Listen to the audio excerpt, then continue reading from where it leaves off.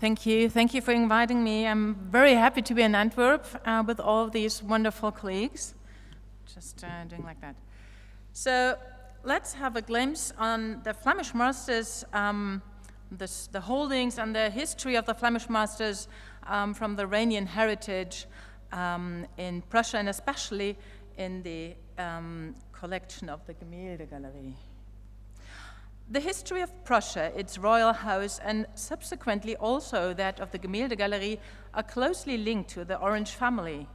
Important gallery holdings of the 17th century Netherlandish paintings originally came from Iranian ownership and still serve as reminders of these important dynastic ties. Particularly in the field of Dutch paintings, some of the absolute prime works came from Iranian ownership.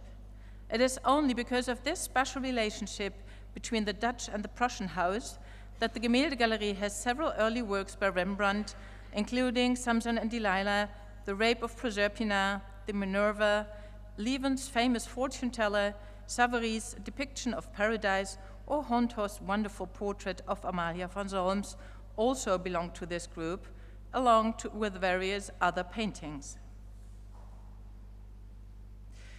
This does not apply to Flemish painting. Only 3 works from Iranian ownership are still in the gallery's holding today. None of them are among the top pieces of the collection. Moreover, one painting is a collaborative work by the Flemish painter Franz Franken and the Dutch painter Bartholomeus van Bassen, a piece that could justifiably also be placed in the Dutch section. So, how can this striking difference be explained? What are the reasons for this uneven distribution? Under the stadtholders couple Frederik Hendrik and Amalia van Solms, the Dutch Republic was at the height of its power. The Orange family were the richest in the Netherlands. They invested in expensive building projects and furnished the palaces with precious works of art and paintings, including works by Rembrandt and Rubens. Both Frederik Hendrik and Amalia loved art and opulence. The luxuriously furnished quarters of the stadtholders were adorned with numerous paintings.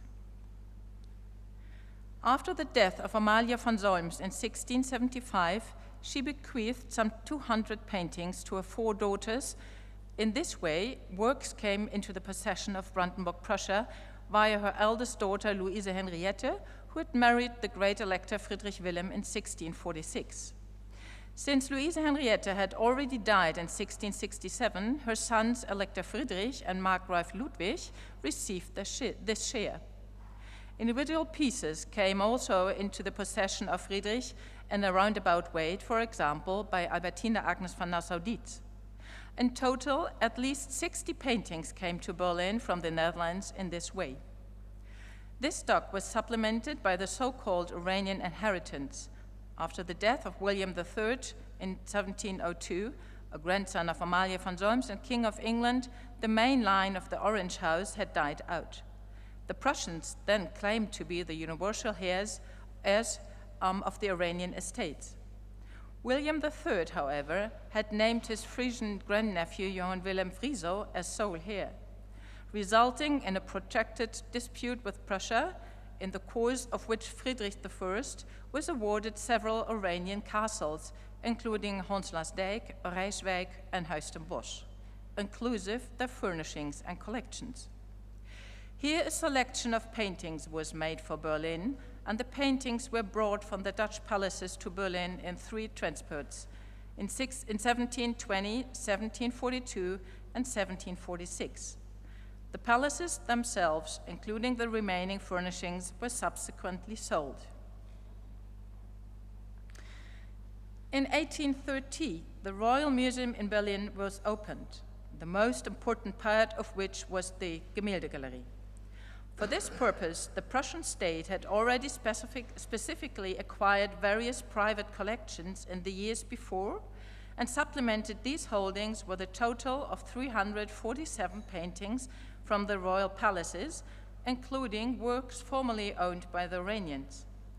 The selection lists of painting that still exist today attest this process and illustrates that a deliberate attempt was made to close gaps and complete the already existing holdings in order to create a collection structured according to art history. With the establishment of the Gemäldegalerie, the transition from a courtly representative to a public scientific collection took place. Against this background, it is understandable why certain focal points of the collection of the Iranian legacy, such as the painting of Thomas Willebord, were hardly considered in the selection for the Berlin Gemäldegalerie. In his time, Willebord was a successful successor to Rubens and van Dyck and was held in high esteem by the Iranian governor couple. Accordingly, many of his representative paintings were in the Iranian collections. Several of them found their way to Prussia. However, this painter was of only secondary interest to the Gemäldegalerie, which was designed according to the highest standards of quality. Only one of his works was included in the selection.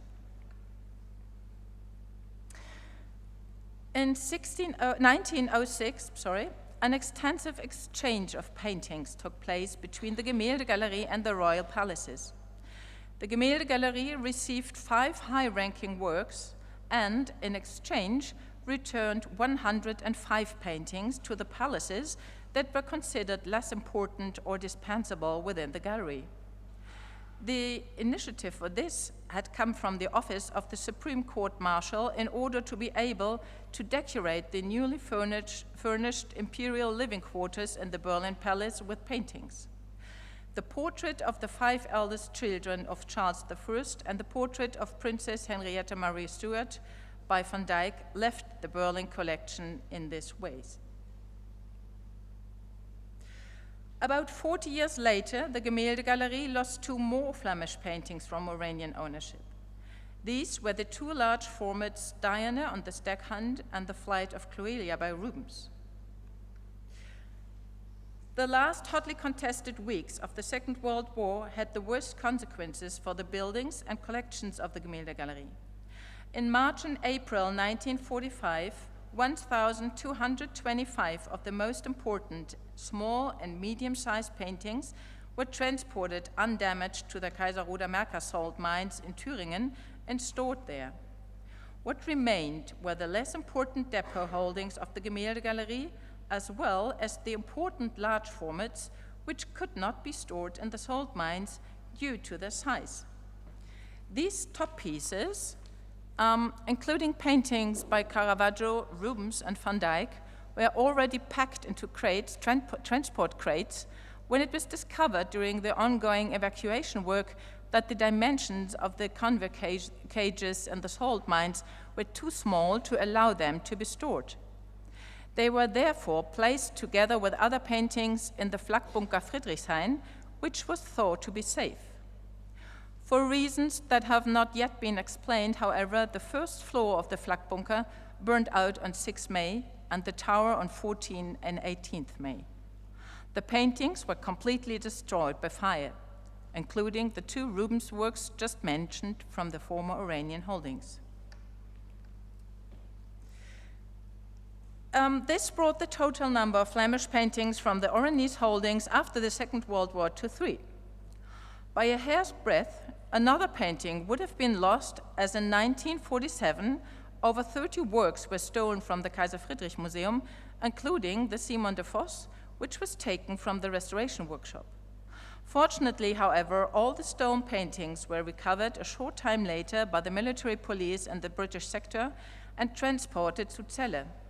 From there, the works were finally transferred to the Gemäldegalerie in Dahlem. The painting The Marriage of St. Catherine by Willebord is now on permanent loan at Oranienburg Palace.